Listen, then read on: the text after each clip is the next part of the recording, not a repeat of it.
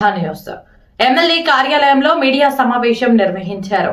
Media సమావేశంలో భాగంగా MLA Veerlapalli Shankar, Venkatramireddy తదితరులు పాల్గొన్నారు. వెంకట్రామిరెడ్డి మాట్లాడుతూ తెలంగాణ పోరాటంలో ఎంతో మంది ఉద్యమకారులు ఉన్నారని గుర్తు చేశారు. కాలం తర్వాత ఎమ్మెల్యే వీర్లపల్లి శంకర్ అసెంబ్లీలో తెలంగాణ ఉద్యమకారుల ప్రస్తావన తేవడం సంతోషకరమని అన్నారు. తెలంగాణ వస్తే నీళ్లు, నిధులు, నియామకాలు వస్తాయని మభ్యపెట్టిన బీఆర్ఎస్ అన్ని మర్చిపోయిందని అన్నారు. కేటీఆర్ భాష చూసి ప్రజలు నవ్వుకుంటున్నారని ఎద్దేవా చేశారు. ఎంఎస్సీ సత్తయ్య మాట్లాడుతూ తెలంగాణ ఉద్యమకారులకు తగిన గౌరవం ఇచ్చేలా అసెంబ్లీలో ఎమ్మెల్యే వీర్లపల్లి శంకర్ మాట్లాడిన తీరు సంతోషకరమని అన్నారు. కాంగ్రెస్ అధికారంలోకి వచ్చాకనే నిజమైన తెలంగాణ వచ్చిన భావన కలుగుతుందని అన్నారు. ఉద్యమకారులు జాంగారి రవి, జాంగారి నరసింహ, మంగులాల్ నాయక్ తదితరులు పాల్గొన్నారు. అనంతరం ఉద్యమకారులు పలువురు ఎమ్మెల్యేకు గులాబీ మొక్కను బహుమతిగా ఇచ్చారు. ఊరికి ఒక 50 ఇళ్ళు వచ్చినాయి. ఇలా చెప్తున్నాం కదా, ఒక సీఎం రిలీఫ్ ఫండ్ తీసుకురావడానికి పడిగాపులు కాసింది. ఇలా పొద్దుగాల లేస్తే ఎమ్మెల్యే తీరన్నటువంటి అంటే తీరిక లేకుండా చెక్కులు పంపిణీ జరుగుతుంది. అట్లా చాలా సంతోషంగా ఉంది. కాబట్టి ప్రజాపాలన వచ్చినాక తెలంగాణ ఉద్యమకారులకు కూడా ఒక ధైర్యం, మనోధైర్యం వచ్చింది. ఏదైనా జరుగుతుంది, ఏదైనా వస్తుందని చెప్పేసి. కాబట్టి ఈ సందర్భంగా అందరికీ అవకాశం ఇచ్చిన అందరికీ ధన్యవాదాలు తెలియజేస్తూ, ముఖ్యంగా తెలంగాణ రాష్ట్రం ఏర్పడిన తర్వాత 12 సంవత్సరాల తర్వాత అసెంబ్లీలో తెలంగాణ ప్రస్తావన ఎమ్మెల్యే గారికి, మన ఎమ్మెల్యే శంకరన్న గారికి, మన మినిస్టర్ ఒక్కరి కూడా ముఖ్యమంత్రి గారి. ఎందుకంటే ఈరోజు ఉద్యమకారులు ఎంతో మంది శ్రమ వచ్చి ఉదయం 5 గంటలకు స్టార్ట్ చేస్తే రాత్రి 10 గంటల వరకు కూడా రోడ్లో కూర్చొని ఉద్యమాలు చరిత్ర మీద తెలుసు. అదంతా మర్చిపోయి 10 సంవత్సరాలు ప్రభుత్వం ఉండి ఏ రోజులో ఉద్యమకాలు పట్టించుకోకుండా స్వదా ప్రయోజనాల కోసం వాళ్ళ ఆస్తులు, వాళ్ళ రాజకీయాలు తప్ప ఏ పట్టించుకోవడం తెలియదు. ఈరోజు కాంగ్రెస్ పార్టీ మేనిఫెస్టోలో పెట్టిన విధంగా ఎమ్మెల్యేలు కానీ, మంత్రులు కానీ ప్రతి ఒక్కరు సానుకూలంగా స్పందించి అసెంబ్లీలో మాట్లాడినందుకు ప్రత్యేకించి మన ఎమ్మెల్యే ధన్యవాదాలు తెలియజేస్తాం. ఎందుకంటే కోరుకునేది గౌరవం, ఆస్తి, అంతస్తులు కాదు.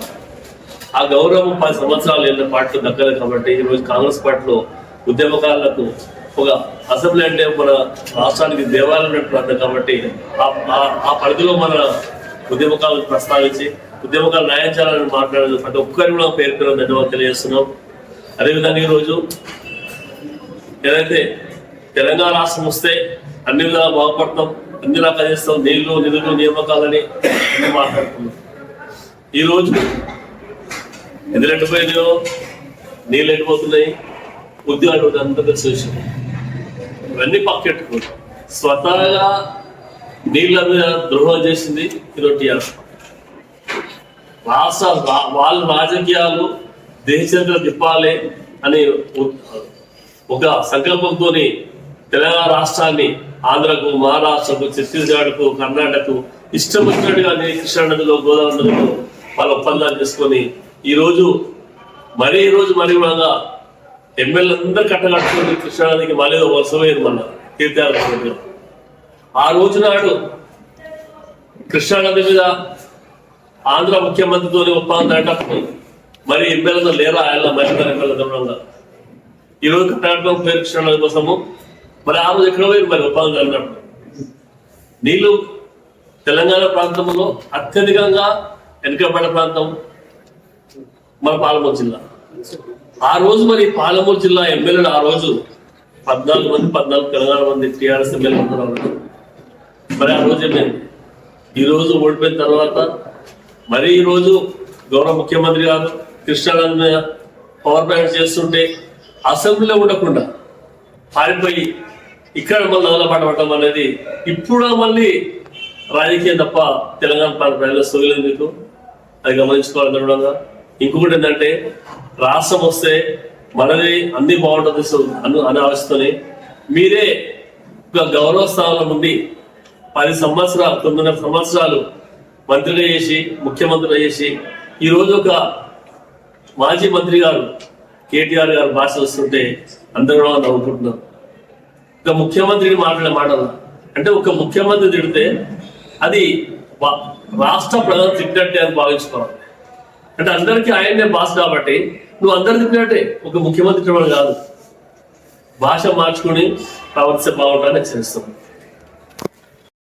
పత్రికా సోదరులకు అదేవిధంగా మా ఉద్యమకారుల బిడ్డలకు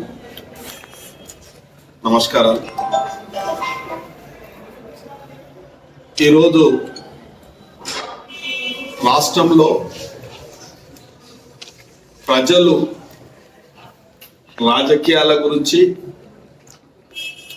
అసహనం వ్యక్తం చేసే పరిస్థితికి రాజకీయ పార్టీలు దిగజారని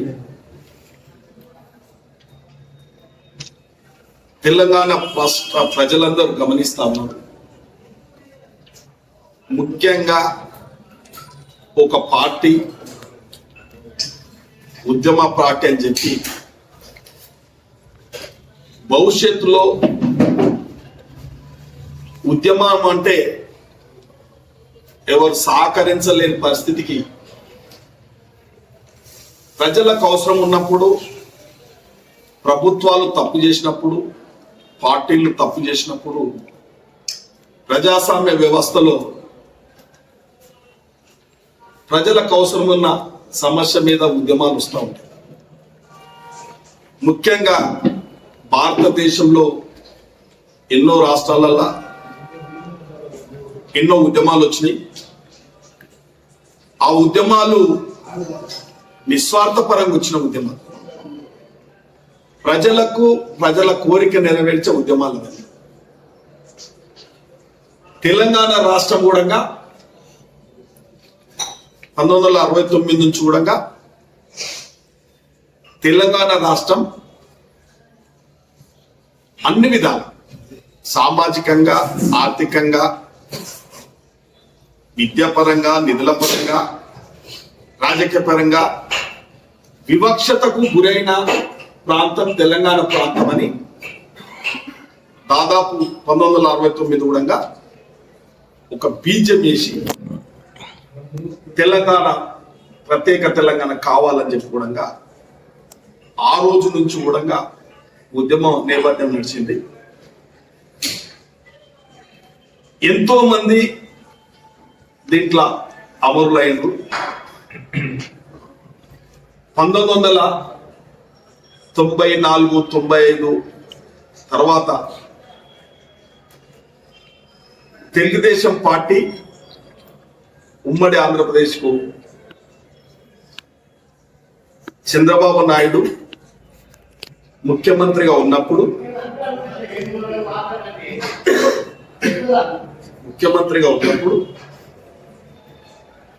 క్యాబినెట్ సమకూర్చడంలో ఒక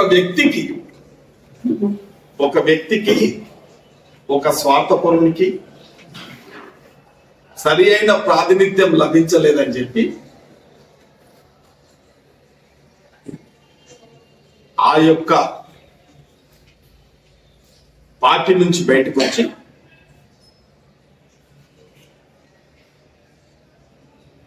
తెలంగాణ ప్రజలు దేనికైతే ఎమోషన్ అవుతారో దానిని పసిగట్టి తెలంగాణ ఉద్యమం పేరిట ఒక కార్యాచరణ తీసుకొని తెలంగాణ ప్రజలను అప్పటి ఉమ్మడి ఆంధ్రప్రదేశ్ ప్రభుత్వాల మీద ఇష్టానుసారంగా ఈ భాష ఆ భాష అనకుండా ఇష్టానుసారంగా ప్రవర్తించి తెలంగాణ ప్రజలు ఎటువంటి తెలంగాణ మూడ ప్రజలది ఎట్లుంటదంటే ఒక అన్యాయం జరుగుతుందంటే దానికి అందరు సహకరిస్తారు. తెలంగాణ నైజాం అంటే ఎన్నో జమీందారుల మీద పోరాటాలు వచ్చినాయి, నైజాం మీద కూడా పోరాటాలు వచ్చినాయి. మనందరికీ తెలుసు తెలంగాణ ఎమోషన్ ఎట్లుంటుంది. మరి ఉద్యమ నేత అని చెప్పుకునే నేత ఒక పార్టీని పెట్టి నిస్వార్థంగా ఈ రాష్ట్రానికి కావలసినవి సాధిస్తా, నీళ్లు నిధులు నియామకాలే మనకు కావాల్సినవి, మనకు రాజకీయ పార్టీ అవసరం లేదు, మాకు పదవులు అవసరం లేదు, తెలంగాణ వస్తే జాతిపిత అని చెప్పుకున్న వ్యక్తి ఇలా ఒక దశలో తెలంగాణనంతా సబండ వర్గాలన్నీ కూడా ఒకటయ్యే విధంగా ఉద్యమానికి ఊపిరి పోసి ఊవెత్తున లేవడానికి కొన్ని తెలంగాణ భాష తెలంగాణ యాసను ఉపయోగించి సబండ వర్గాలు సహకరించే విధంగా మాట్లాడినారు. ఇలా కేంద్రంలో రాష్ట్రంలో కాంగ్రెస్ పార్టీ అధికారంలోకి వచ్చిన తర్వాత తెలంగాణ కాంగ్రెస్ పార్టీతోని తెలంగాణ కాంగ్రెస్ పెద్దలతోని ప్రతి ఒక్క వర్గం ఇవాళ మేధావులు, కళాకారులు, కవులు, జర్నలిస్టులు, ప్రజా సంఘాలు, అందరు సబండ వర్గాలు పార్టీలకు అతీతంగా అందరూ సహకరించడం జరిగింది. వాస్తవం తెలంగాణ అన్ని విధాల బాగుపడుతుంది, ఆ వ్యక్తి చెప్పే మాటలు నిజమే అని చెప్పి సబండ వర్గాలందరూ కూడా ఒక అంబరిల్ల కింది కంటే ఒక అంబరిల్ల ఎట్లా అంటే సబండ వర్గాలు ఈ వర్గం ఆ వర్గం అనుకుంటా తెలంగాణ బాగుపడుతుంది అనే ఒక సదుద్దేశంతోనే ఈ యొక్క తెలంగాణకు బలమైన బీజం పడ్డది. కాబట్టి బలమైన బీజం పడ్డది పండంగారెడ్డి కథ. ఉద్యమాల్లో పాల్గొనే ప్రతి ఒక్కరికి వెంకట్రామరెడ్డి అంటోళ్ళు, మంగుళాలు అట్లాంటోళ్ళు, సత్యన్న అట్లాంటోళ్ళు, నరసింహ అట్లాంటోళ్ళు, పాండురంగారెడ్డి అట్లాంటోళ్ళు వేలాది మంది. అంటే వాళ్ళ కుటుంబాలలో పూటకు గడవలేని పరిస్థితి ఉన్నా వాళ్ళ సంసారాలు వాళ్ళ జీవితాలు పక్కకెట్టి ఉద్యమంలో పాల్గొన్న వ్యక్తులు ఎంతో మంది దాన్ని సహకరించడం జరిగింది, పార్టీలు సహకరించడం జరిగింది. అందరు సహకరిస్తే అక్కడ శ్రీకాంతాచార్య అటువంటి వాళ్ళు, కానిస్టేబుల్ కృష్ణ అంటోళ్ళు, యాదరెడ్డి అటువంటి వాళ్ళు నిజమైన ఉద్యమకారులు. ఒక దశలో అప్పుడు ప్రభుత్వాలు మొండి వైఖరి ప్రదర్శిస్తుంటే నిజంగా వాళ్ళు ఈ తెలంగాణ రాష్ట్రం గురించి, తెలంగాణ భవిష్యత్తు గురించి, తెలంగాణ విద్యార్థుల గురించి ఆ రోజు వాళ్ళు స్వచ్ఛంగా పానాలను అర్పించి శ్రీకాంతాచార్య ఏ విధంగా చచ్చిపోయిండో అందరికి తెలుసు, కృష్ణ ఏ విధంగా చచ్చిపోయిండో అందరికి తెలుసు, యాదరెడ్డి చచ్చిపోయిన ఏ విధంగా చచ్చిపోయిండో ప్రతి ఒక్కరు తెలుసు. కానీ ఆ రోజు కొందరు గ్యాస్ నూనె పెట్టుకున్నట్టు పోసుకొని అగ్గిపెట్టె దొరకలేదనే నటనలు చేసి వాళ్ళ గురించి కూడా తెలంగాణ అమరవీరులకు తెలుసు, తెలంగాణ ప్రజలకు తెలుసు వాళ్ళ గురించి. అయినా సోనియా గాంధీ గారు స్వపక్షంలోనే ఎంత వ్యతిరేకించినప్పటికీ నో రాజకీయాలు ముఖ్యం కాదు, ఆత్మగౌరవం ముఖ్యం, విద్యార్థులు చనిపోతున్నారు, తెలంగాణ నిజంగానే వివక్షత గురైంది, ఒక ఉద్యమకారుడు ఉద్యమం చేపట్టిందంటే ఇది వాస్తవము, అందరు సహకరించాల్సిందే, తెలంగాణ ఇస్తే బాగుపడుతుంది, సామాజికంగా, ఆర్థికంగా, రాజకీయంగా, నీళ్లు నిధుల పరంగా బాగుపడుతుందని చెప్పి శ్రీమతి సోనియా గాంధీ గారు, రాహుల్ గాంధీ గారు, మన్మోహన్ సింగ్ గారు ఇలా ఏ మాట కామాట బీజేపీ నాయకురాలప్పుడు సుష్మా స్వరాజ్ గారు స్పష్టంగా బీజేపీ పార్టీ ఆ రోజు వ్యతిరేకించినప్పటికీ సుష్మా స్వరాజ్ గారు నిజమైన ఆకాంక్ష వల్ల నెరవేర్చాలి తెలంగాణ అని చెప్పి ఆ రోజు ఇలా మన బిల్ పాస్ చేయడం, సోనియా గాంధీ గారు ఒక మనోధైర్యంతో పార్టీ విచ్చలవిడిగా అయినా పర్వాలేదు, ఒక రాష్ట్రం బాగుపడుతుందంటే సహకరించాలి. ఒక రాష్ట్రం పదవుల గురించి లేదు, ముఖ్యమంత్రి పదవుల గురించి కాదు, ప్రజల గురించి మన పార్టీ ఉంది. స్వాతంత్రం తెచ్చిన పార్టీ, ప్రజల గురించి తెచ్చిన పార్టీ, నిస్వార్థమైన పార్టీ మనది. అందుకే తెలంగాణ ఇస్తున్నామని చెప్పి ఆ రోజు ధైర్యంగా తెలంగాణ ఇచ్చింది. తెలంగాణ ఇచ్చినప్పుడు ఎవరు కాళ్ళు ఎవరు పట్టుకున్నారో మనందరికి తెలుసు, సపండ వర్గాలకు తెలుసు, ఇలా తెలంగాణ సమాజానికి తెలుసు.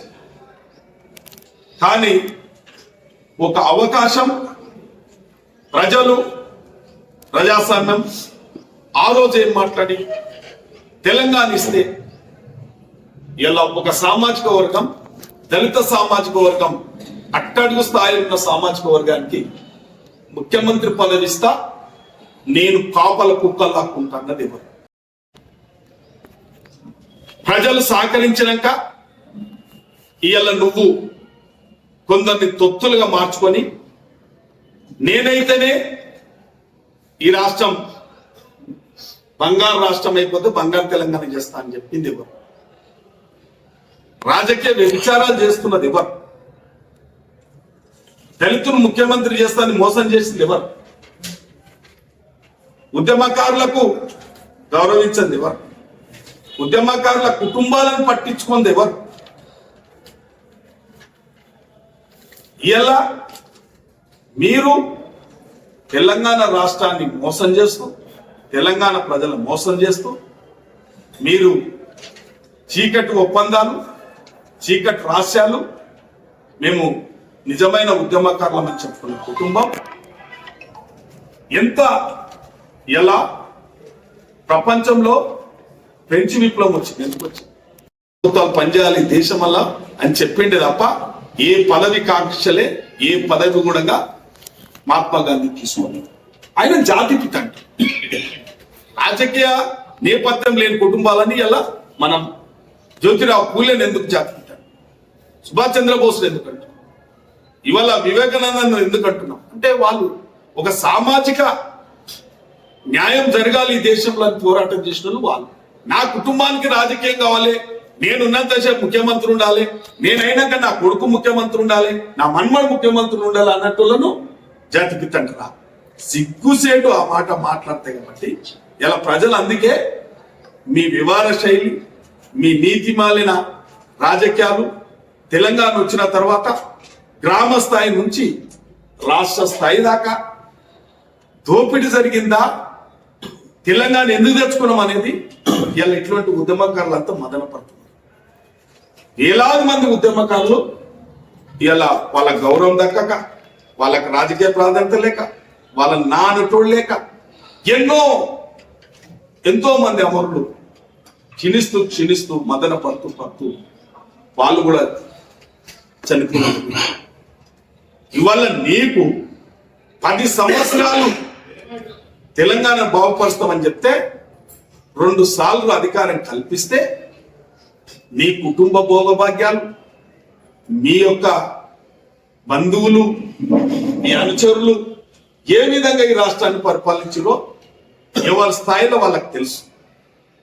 కానీ ఇవాళ అడుగడుగున ఒక రాష్ట్ర ముఖ్యమంత్రి కాంగ్రెస్ పార్టీ తరఫున ప్రజలు మళ్ళొక్కసారి ఇలా సబండ వర్గాలు, ఆ రోజు తెలంగాణ ఉద్యమానికి సబండ వర్గాలు తెలంగాణ మార్పు కొరకు, తెలంగాణ అభివృద్ధి కొరకు, తెలంగాణ నీళ్ల కొరకు, నిధుల కొరకు, నియమాల కొరకు ఏ విధంగా అయితే ఏకతాటి మీద వచ్చిందో మళ్ళొక్కసారి ఈ కాంగ్రెస్ పార్టీ, ఆ రోజు తెలంగాణ ఇచ్చిన పార్టీ సోనియా గాంధీ గారు, ఇలా తెలంగాణలో ఆగమైపోతున్న తెలంగాణ, ఒక కుటుంబ పాలకే పరిమితమైన తెలంగాణ, ఒక నియంత్రితంగా, దౌర్జన్యంగా, దుర్మార్గంగా ఒక దోపిడీ వ్యవస్థ తయారైంది రాష్ట్రంలో అని చెప్పి ప్రజలు గమనించి ముందుగా ఉద్యమకారులు, మేధావులు, కళాకారులు, కవులు, సబండ వర్గాలు గ్రహించి ఆగమైతున్న తెలంగాణను అన్యాయమవుతున్న తెలంగాణలో ఆర్థిక భారం, ఆర్థిక రుణభారం మోపుతున్న, ఆర్థిక వ్యవస్థ చిన్నాభిన్నమవుతున్న తరుణంలో మళ్ళొక్కసారి రాహుల్ గాంధీ, సోనియా గాంధీ రాష్ట్రానికి వచ్చి ఏ ఒక్కరిని కూడా ఒక మాట అనకుండా ఈ రాష్ట్రంలో కేసీఆర్ గాని, కేసీఆర్ కుటుంబాన్ని గాని ఒక్క మాట అనకుండా ఒక మార్పు తీసుకురండి, మేము ఆశించిన తెలంగాణ, మేము ఆశించిన తెలంగాణ ఇలా కళ్ళలో చూడలేకపోతున్నాం, మాకు చాలా బాధగా ఉంది, ఒక్కసారి మీరు అవకాశం ఇవ్వండి, మీరు అవకాశం ఇస్తే మళ్ళొక్కసారి ప్రజలకు న్యాయం జరుగుతుంది, ఈ రాష్ట్రంలో రైతులకు న్యాయం జరుగుతుంది, నిరుద్యోగులకు న్యాయం జరుగుతుంది, సబండ వర్గాలకు సామాజిక న్యాయం జరుగుతుంది అని చెప్పి సోనియా గాంధీ, రాహుల్ గాంధీ ఒక భరవాసిచ్చిరే తప్ప మిమ్మల్ని ఎక్కడ కించపరచలేదు, మిమ్మల్ని ఎక్కడ ఒక మాట కూడా అనలేదు. అటువంటి తరుణంలో ఒక అధికారాన్ని కాంగ్రెస్ పార్టీకి 2 సంవత్సరాలు 2 సంవత్సరాలు అయితే ఇవాళ ఉండొచ్చు. కాంగ్రెస్ పార్టీ ఇలా స్వాతంత్రం ఇచ్చిన పార్టీ, పెద్ద పార్టీ. ఈ రాష్ట్రంలో అక్కడక్కడ అంతర్గత విభేదాలు కొన్ని ఉన్నప్పటికీ, అంతరాలు ఉన్నప్పటికీ ఈ రాష్ట్ర ముఖ్యమంత్రి అందరినీ ఒక కాంగ్రెస్ కార్యకర్త గ్రామ స్థాయి నుంచి రాష్ట్ర స్థాయి దాకా సమన్వయపరిచి అందరికీ ఒప్పందాలతోని ఒక పార్టీ ముందుకు పోతా ఉంది, పరిపాలన ముందుకు పోతా ఉంది. కాబట్టి అడుగడుగునా మీకు 10 సంవత్సరాలు ఇస్తే ఒక 2 ఏళ్లకే 2 సంవత్సరాలకి ఆ యొక్క అధికార దాంతోని మా ఆధిపత్యం నడుస్తలేదని చెప్పి అక్కాసు వెలగడుతూ విలువలను పక్కకెట్టి, రాజకీయ విలువలను పక్కకెట్టి వాళ్ళ ఒకసారి ప్రజాస్వామ్యం, ఒకసారి ఒక పార్టీకి అధికారం ఇచ్చి ఒక మ్యాండేట్ ఉంది, 5 సంవత్సరాల మ్యాండేట్. మీరు ఇది మన రాష్ట్రం, మన ప్రజలు, మీరు సహకరించేది పోయి ఇష్టానుసారంగా ఒక రాష్ట్ర ముఖ్యమంత్రిని మీరు చేసిన గొప్ప పరిపాలన, ఈ రాష్ట్రం 7 లక్షల కోట్ల రూపాయల అప్పులు చేసి సబండ వర్గాన్ని మిల్స్కు బాకీ, హాస్టళ్లకు బాకీ, సీడ్ కంపెనీలకు బాకీ, లిక్కర్ కంపెనీలకు బాకీ, ఇరిగేషన్ కు బాకీ, అన్ని బాకీలు పెట్టి అస్తవ్యస్తంగా ఈ రాష్ట్రాన్ని అప్పులకు చేసి ఇంకొక పార్టీ వస్తే అసలు పరిపాలన యోగ్యం కాని పరిస్థితి ఈ రాష్ట్రంలో కల్పించిన గొప్ప జాతి పితలు మీరు, గొప్ప వ్యక్తులు అనబడే మీరు ఇలా బాధ్యత మర్చి ఒక ప్రతిపక్ష హోదానే మర్చి ఏ వర్గాన్ని పట్టించుకోకుండా మీకు ప్రతిపక్ష హోదా ఉన్నా ఎలా ఆయన జాతిపిత అనుకుంటే ఆయన ఎక్కడైనా ప్రపంచంలో ఇంత నియంత ఉంటాడా చెప్పండి. తెలంగాణ రాష్ట్ర ఖజానాను కాల్ చేసి ఇతర రాష్ట్రాలకు పంచిన గొప్ప ఏమనాల్లో సొమ్మొక్కంది సోపొక్కంది అన్నట్టుగా ఆయన ఇష్టానుసారంగా ఆయల్లా టిఆర్ఎస్ తెలంగాణ రాష్ట్ర సమితి పనిచేస్తే బలిసినాక బిఆర్ఎస్ పార్టీ పెట్టి నువ్వు ఏమేం చేసిందో ఈ రాష్ట్ర ప్రజలకు అందరికి తెలుసు. కనీసము నేను ఇక్కడ ఒక్క మాట మాట్లాడతాను, నువ్వు ఇతర రాష్ట్రాలకు డబ్బు వంచడమే తప్ప ఆయన ఉద్యమకారుల కుటుంబాలేని, అమరవీల కుటుంబాలేని వాళ్ళని ఎంత చేర తీసుకోవాలి, వాళ్ళ గౌరవం దక్కాలి, వాళ్ళని పిలుచుకోవాలి, వాళ్ళని మాట్లాడాలని సోయిలోనోడవు నువ్వు. ఇలా మీరు మాట్లాడే భాష మీకంటే ఎక్కువ మాట్లాడగలరు, కానీ మాకు ఇంగిత జ్ఞానం ఉంది, మీకు ఇంగిత జ్ఞానం లేదు, మీకు సంస్కారం లేదు. మీరు తెగేసిపోయిన కుటుంబం మీది. ఒక రకంగా చెప్పాలంటే వెలివేసిన కుటుంబంగా మేము ఇలా తెలంగాణ ప్రజలంతా చిత్రీకరించుకునే పరిస్థితికి వచ్చింది. ఎందుకంటే మీ ప్రవర్తన వల్లనే మిమ్మల్ని వెలివేసిన కుటుంబంగా ఇలా అమరవీరులు వెలివేసిన మీ కుటుంబాన్ని, సబండ వర్గాలు వెలివేసిన మీ కుటుంబాన్ని ఇలా భవిష్యత్తు ఉన్నది అనుకుంటే పొరపాటు. ఇవాళ ఎట్లా మాట్లాడుతూ ఉన్నారంటే ఒక పవిత్రమైన అసెంబ్లీకి వస్తే ఒక తీరు ప్రవర్తిస్తారు. ఇవాళ శాసనసభ తీరు శాసనసభ సభా మర్యాదలు, శాసనసభ నియమావళి తుంగలో తొక్కి చెన్నపట్టాల రైల్వే స్టేషన్ల చెన్నపట్టాలను అమ్ముకుంటూ ఉండగా ఆ విధంగా ప్రవర్తించారు. మన గ్రామాలలో 9th ఎమ్మెల్యే వేసుకున్న ఉండగా ఆ విధంగా ప్రవర్తించారు. అంత విచ్చలవేడిగా ప్రవర్తిస్తూ ఇలా ఒక ఆయన ఫామ్ హౌస్కి పరిమితమై ఇలా ఎంత ప్రజలను ఇంకా అంటే నిజాం ను మనం చూడలే, మన వయసులో నిజాం పరిపాలన చూడలే, ఆ రోజు జమీందారుల పరిపాలన చూడలే, మనం మొఘలుల సామ్రాజ్యం చూడలే మనం. కానీ ఇవన్నీ కల్వకుంట్ల కుటుంబం చూయించింది మనకందరికి. జమీందార్ వ్యవస్థ ఎట్లుంటది, మొఘల్ సామ్రాజ్యం ఎట్లుంటది, నిజాం సామ్రాజ్యం ఎట్లుంటది, నిజాం ఎట్లుండే మనకు చూయించు, మన కళ్ళారా మనకు చూయించారు. కాబట్టి ఇలా తెలంగాణ ప్రజలు, తెలంగాణ ఉద్యమకారులు వాళ్ళ మనసు మిమ్మలను శాపనార్థాలు పెడుతున్నారు, శాపిస్తున్నారు. ఒక మాట చెప్పాలంటే శాపిస్తున్నారు. మీ ప్రవర్తన, మీ తీరు. ఒక రాష్ట్ర ముఖ్యమంత్రిని పట్టుకొని నిజంగా కూడా చెప్తున్నా, అంబ పలుకు జగదంబ పలుకు అంటే స్వయాన అప్పుడప్పుడు కొన్ని ద్వాపార యుగంలో, త్రేతాయుగంలో దుర్మార్గాన్ని, దుష్టులను దుష్ట శిక్షణ శిష్ట రక్షణ చేసింది అనేది నానుడు ఉంది మనకి. ఇవాళ ఈ ప్రజాస్వామ్య వ్యవస్థలో ఈ పార్టీలు చేసే పొరపాటు, ఈ నాయకులు చేసే పొరపాట్లు, ఈ స్వార్థపరులకు బుద్ధి చెప్పాలని అంబ పలుకు జగదంబ పలుకు కవిత రూపంలోనే ఆ భగవంతుడు ఈ రోజు పలుకుపిస్తున్నాడు అనేది నిజమని నేను అనుకుంటున్నాను, నా వ్యక్తిగత అభిప్రాయం. అంటే ఇవ్వాలనన్న కవిత గారు ఇవ్వాలనన్న అమరవీరుల గురించి ఈ రోజన్న మాట్లాడుతుంటే అమరవీరుల కొద్దిగా ఆక్సిజన్ ఇచ్చినట్టు అవుతుంది.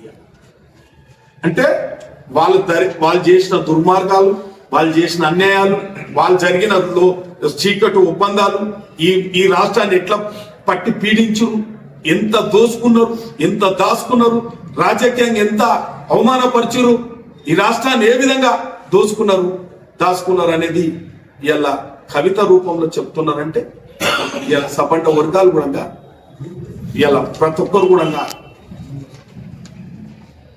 అర్థం చేసుకుంటా ఉన్నారు తెలంగాణ ప్రజలు. ఇలా నిన్నటికి నిన్న సభకు రారు, శాసనసభకు రారు, నీళ్ళ మీద గొప్పగా మాట్లాడి పాలమూరు రంగారెడ్డి మీద మా సత్యన్నకు తెలుసు, మంగులాలు పోయినట్టు మంగులాలు తెలుసు, పాండురంగారెడ్డికి తెలుసు, జాన్గారు రవి తెలుసు, వెంకటరామరెడ్డి అన్నకు తెలుసు. పాలమూరు రంగారెడ్డి 2009లో ఆయన ఎంపీ అయినప్పుడు ఏం మాట్లాడిండు, 2014లో ఏం మాట్లాడిండు, 2018 ఎన్నికల్లో షాద్నగర్లో ఏం మాట్లాడిండు అనేది మనందరికి తెలుసు. ఒక ప్రాజెక్ట్ నిర్మాణం చేయాలంటే ప్రభుత్వ అనుమతులు, ఒక ప్రాజెక్టుకు కావాల్సిన అనుమతులు అన్ని తీసుకోవాలి, ఆ యొక్క ల్యాండ్ ప్రొక్యూర్మెంట్ చేయాలి, భూసేకరణ చేయాలి, భూ నిర్వాసితులకు డబ్బులు ఇవ్వాలి, రిజర్వాయర్లు మొదలు పెట్టాలి, ఏ సోర్స్ ఎక్కడ ఎంత ఖర్చు తక్కువ అవుతుంది, ఏ సోర్స్ అయితే మనకు మంచిదని చెప్పి నిపుణుల చేత ఈ ప్రభుత్వాలు ఆ విధంగా పబ్లిక్ హియరింగ్లు పెట్టి చేయాలి. అవన్నీ గాలికి వదిలేసి నాది ఇష్టం, నేను చేసిందే వేదం, నేనే ఇంజనీర్, నేనే ఇరిగేషన్ అంతా నేనే అంటని చెప్పి ఇలా ఒక పెద్ద తప్పిదం చేసి అక్కడక్కడ 5-6 లిఫ్టుల కాడ తోగిపెట్టి భూసేకరణ చేయకుండా, మెయిన్ ఛానల్ తీసుకోకుండా, డిస్ట్రిబ్యూటర్ ఛానల్ తీసుకోకుండా, ఏం చేయకుండా పచ్చి అబద్ధం ఎంతంటే లక్ష్మీదేవపల్లి విషయంలో 2009లో మాట్లాడినావు, 2014లో మాట్లాడినావు, 2018లో మాట్లాడినావు. 90% పూర్తయింది. మరి 90% పూర్తయిందని చెప్పినోని ఏం తీసుకొని కొట్టాలి, మేము ఎట్లా మాట్లాడాలి, వాళ్ళలాగా మాట్లాడాలంటే మేము మాట్లాడాలి, వాళ్ళలాగా విషపూరితమైన భాష వాడలేము, సమాజం అస్తయించుకునే భాష మేము మాట్లాడలేము. లక్ష్మీదేవపల్లి రిజర్వాయర్ 90% పూర్తయింది. తట్టడి మన్నేసిరా, 1 ఎకరా భూసేకరణ చేసినాం, ఒక పబ్లిక్ హియరింగ్ అయిందా, నేను ఆ ప్రాంతాల గురించి మాట్లాడాను, నేను షాద్నగర్ ప్రాంతం నుంచే మాట్లాడాను. మరి వీళ్ళని ఏమన్నా, వాళ్ళని ఏ విధంగా మేము భాష పదజాలం వాడాలి, ఏమైనా డిక్షనరీలలో లేని పదజాలం వాడాలా, మేము ఏం వాడాలి చెప్పండి. వాళ్ళకంటే విజ్ఞత లేదు, మాకు విజ్ఞత ఉంది. అందుకే నేను ఒక్కటే లాస్ట్కి చెప్పదలుచుకున్నాను, తెలంగాణ ముసుగులో మీ స్వార్థ రాజకీయాలను అడ్డం పెట్టుకొని తెలంగాణ ప్రజలను నష్టం చేసి, ఉద్యమకాలను నష్టం చేసి, రాజకీయ పార్టీలను ప్రలోభపెట్టి మీరు ఈ రాష్ట్రాన్ని ఆగం చేసింది మీరు. నీళ్ల పరంగా నష్టం చేసింది మీరే, నిధుల పరంగా నష్టం చేసింది మీరే, ఉద్యోగ పరంగా నష్టం చేసింది మీరే. మీకు సరి అయిన శిక్ష ఆ భగవంతుడు త్వరలోనే ఏబోతాడు. ప్రజలు ప్రజాక్షేత్రంలో మీరు అనుకుంటారు ప్రజలు ఇంకా అజ్ఞానంతో కూడుకున్న చీకటి అనుకుంటున్నారు. కాదు, ఏదో ఓ రోజు వస్తుంది మీరు మాట్లాడే భాష మీకే వర్తించే విధంగా. మీరు అర్థం చేసుకోండి. ఇవాళ మొన్న ఒక చిన్న ప్రజెంటేషన్ రేవంత్ రెడ్డి గారు, ఉత్తమ్ కుమార్ రెడ్డి గారు ఇచ్చింది. ఆంధ్ర ముఖ్యమంత్రి, మాజీ ముఖ్యమంత్రి ఏమన్నాడు, రేవంత్ రెడ్డి గారు వచ్చినాక ఈ ఆంధ్ర నీటి దోపిడిని అడ్డుకట్టేసింది రేవంత్ రెడ్డి గారు అని చెప్పి మాజీ ముఖ్యమంత్రి జగన్ గారు మాట్లాడుతున్నారు. అంటే అప్పుడు కేసీఆర్ ఉన్నప్పుడు మనకు అన్ని అవకాశాలు ఉండే, ఇప్పుడు చంద్రబాబు వచ్చినాక అవకాశాలు పోవు, రేవంత్ రెడ్డి గారు అడ్డుకున్నాడు అని చెప్పారు. ఇంతకన్నా నిజ నిర్ధారాలు ఇంకేం కావాలో చెప్పాలి. ఆంధ్రలో జలదోపిడి చేస్తా ఉంటే నువ్వు రోజా దగ్గర పోయి రొయ్యల పులుసు తిని, ఉల్వచారు తిని, ఆని గంభీరం ఇచ్చి రాయలసీమ రత్నాలసీమ చేస్తున్నా జాతి పితవు నువ్వు. ఇవాళ నీవు చిలక పలుకులు పలుకుతే మీరు అధికారం పోయిందని చెప్పి వీధి రవిడీలాగా ప్రవర్తిస్తే, విషపూరితమైన పదజాలం వాడితే ప్రజలు అసహించుకుంటున్నారు. మీరు ఇప్పటికైనా బుద్ధి తెచ్చుకోవాలి. ఇవల్లనైనా మీరు నేను ఒక్కసారి మాట్లాడు, నేను 2 సంవత్సరాలు అయింది అసెంబ్లీలో పోయి. ఏ ఒక్క రోజు ఉద్యమకారుల గురించి కానీ, కళాకారుల గురించి కానీ, మేధావి వర్గం గురించి కానీ ఏ ఒక్క రోజు మాట్లాడి, ప్రతిపక్ష హోదాలో ఒక్క రోజు కూడా మాట్లాడి, వాళ్ళకున్న చిత్తశుద్ధి, వాళ్ళకున్న విజ్ఞత, వాళ్ళకున్న రాజకీయ నేపథ్యం ఇలా నిజంగా చూపాలంటే ఇలా ఆ కేటీఆర్ అనేటోడు ఇవాళ సెకండ్ కేపాల్ అయింది రాష్ట్రం. కేపాల్ అంటే ఎట్లయితే చులకన చూస్తుంటారో ఇలా కేటీఆర్ అనేటోడంగా 2వ కేపాల్ ఈ రాష్ట్రంలో. వాడు మాట్లాడే మాటలు, వారు చేసే కథలన్నీ కూడా మేము తీవ్రంగా ఖండిస్తున్నాం. వాళ్ళలాగా కాదు మేము. నిజంగా కూడా చెప్పాలంటే ఇలా వాస్తవానికి ఉద్యమకారులను గౌరవించాల్సిన బాధ్యత మర్చి ఇంకా వాళ్ళ కుటుంబాన్ని, ఇంకా మా కుటుంబానికి ఇంకా తక్కువైందని పోరాటమే తప్ప, మీరు పోరాటం చేసినందుకు 2 సార్లు ప్రజలు అవకాశం ఇచ్చారు. నువ్వు ఇంకొకరి గురించి పోరాటం చేయి, ఇంకొకరికి రాజకీయ నేపథ్యం కల్పించు. మొన్న ఎల్పీ లీడర్ లేడంటే డిప్యూటీ లీడర్ ఆదేశిస్తాం. ఎవరు చూడండి, ఆలోచన చేయండి. వాడు ఫస్ట్ రోజే డిప్యూటీ లీడర్గా వచ్చి ఆ రోజే ఫెయిల్ అయింది. అంటే ఈ రాష్ట్ర ముఖ్యమంత్రి గ్రామీణ ప్రాంతంలోకి వెళ్ళొచ్చిన, పోరాటంకి వెళ్ళొచ్చిన, ఎట్లొచ్చినా ఒక చక్కటి పరిపాలన, నిజంగా ప్రజలకు మనం చేయగలిగిందంతా, ప్రభుత్వాలు ఏ విధంగా అయితే ప్రజాస్వామ్య అన్ని వర్గాలకు న్యాయం చేయాలో ఆ న్యాయం చేయడానికి ఆహోరాత్రులు కృషి చేస్తున్నాడు. కాబట్టి మేము నిజంగా కేటీఆర్ ప్రవర్తనను, ఆయన పదజాలం లాగా విషపూరితమైన పదజాలం మేము వాడం. మేము నిజం చెప్తా ఉన్నాం, మీ విజ్ఞతకు వదిలేస్తున్నాం. ప్రజలు గమనిస్తున్నారు. మళ్ళొక్కసారి మీకు బలంగా ఇప్పటిదాకా చిన్న చిన్న శిక్షలేసి బలమైన శిక్ష రేపు భవిష్యత్తులో పడబోతుంది.